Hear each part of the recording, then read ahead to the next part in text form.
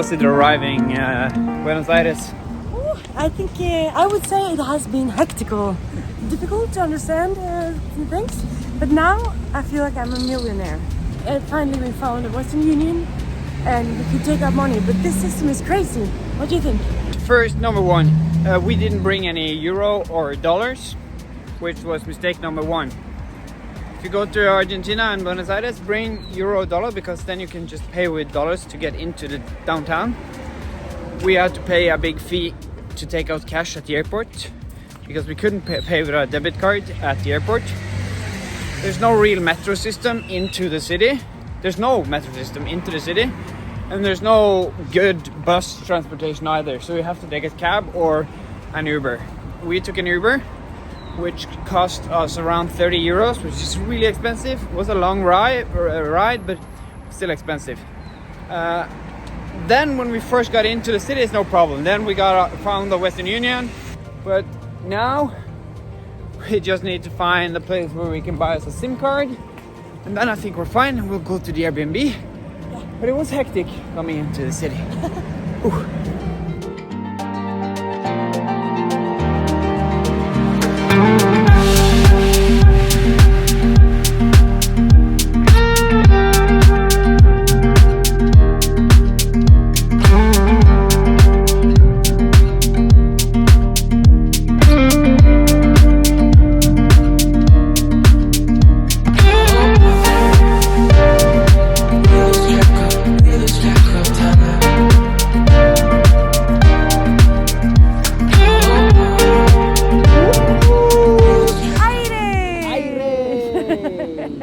With the World Cup winners advertised behind us all over the place. They won the World Cup. They won the World Cup. But what do you think about Buenos Aires so far? Buenos Aires is a city with huge, we call them cake houses in Norwegian. Like they're very... I don't know what a cake house is, but... like blötkake. But what's a blötkake house?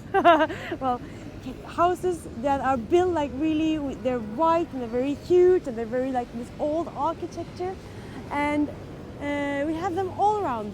So it's a very kind of nice city, but it's also huge. Yeah, it's huge. It's enormous, gigantic. Yeah. It doesn't end. Like we wanted to go yesterday. We went to the graveyard, the famous graveyard, which I don't remember the name of, but I will link it here.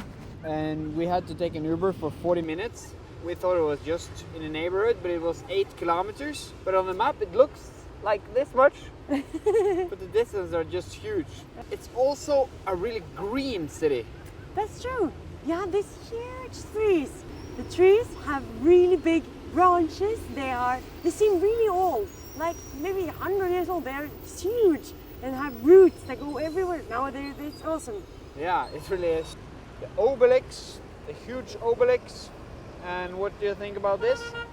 Well, this is very famous, and I really don't get why. Because it's very huge, and that's about it. Like I said in Rio de Janeiro, it's tall. It's really, really tall. But now it's raining, which is actually good thing. It's good for us. Yeah. Like less tourists, and we are a bit tired of the hot weather. Nice to have some rain again. So now we're just going to explore this city. So let's go!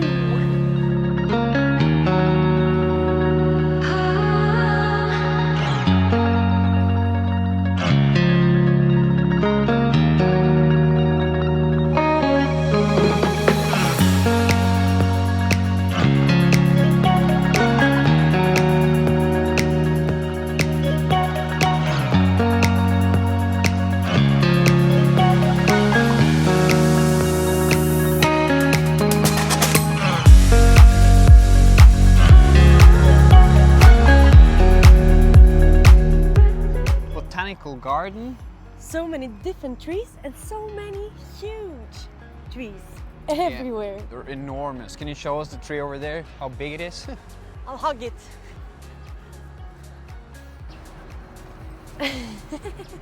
It's very huge. And it's so tall. Look at you. So far in Buenos Aires, Sofia, we have been to a concert with the Monica. Yes. We're living in this really nice Airbnb.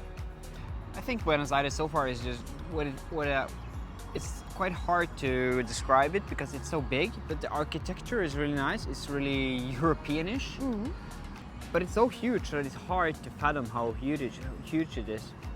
Yeah, and it's also kind of difficult to understand where the centrum is. It seems like there's several centers. Like now we're in Palermo at the Botanical Garden. I think Argentina is also a centrum, and also down by the harbor where we were yesterday. Maybe there's more. Yeah, I think there's more. There's approximately 15 million people living here. So it's like 3 times the size of Norway. So I think you have to just... I think we just can't understand how big it is. You just have to go with the flow and experience what we can in this few days when we're here. But tonight we're going to... The carnival. There are like 4 days off from work for the people in Buenos Aires to go to carnival. And I think the carnival is all days. We're going tonight.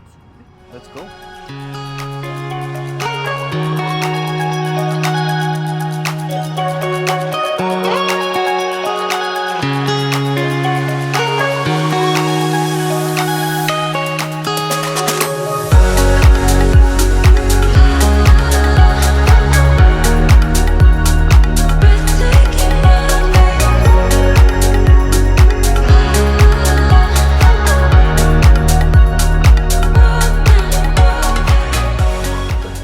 How do you feel, Sofia? Oh, I'm a little bit like nervous. Why? Because we are just about to spend a lot of money on football tickets, and we have read a lot on the internet that we might be scammed because there are quite a few that buy tickets to Boca Junior, that we're going to go to, that are scammed. But I hope that this person will not scam us. Are you going to be very disappointed? No, I'm like mentally prepared. You are mentally prepared. Yeah. That's good. I think that's good.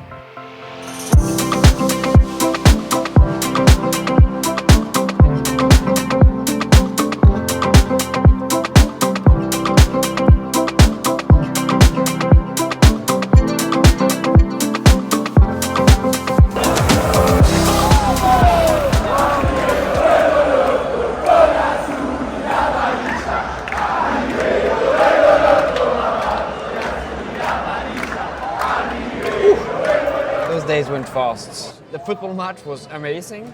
Yeah. Boca Juniors won 3-1 Yeah. in the end. It was really fun. We got to know some Argentinians who were cheering for the team. It was just an amazing atmosphere being there, and I think we were really, really lucky that we got real tickets. There's so many who get scammed, and we were just so lucky. And the rest of the stay in Buenos Aires has been a lot about catching up with old friends. Guillermina and her father invited us to a grill party, like Argentinian parrilla. And it was amazing. Her father is so good at making beef. And then the same night, Mikael came. To Buenos Aires, yeah. And we moved into an Airbnb with him. And we experienced Tigre with him and with Guillermina and Sergio. And Tigre was also kind of a cool experience. This is like outside in the outskirts of Buenos Aires. There's like another region. It's down by the sea, but because of some islands and mud, there's been like mudded up and made these small islands where there are all these cute small houses. But now we're at the airport, done with Buenos Aires. It feels okay. I'm a bit done with like the huge city. We're going to a quite big city now as well, but you're only staying for 2 days.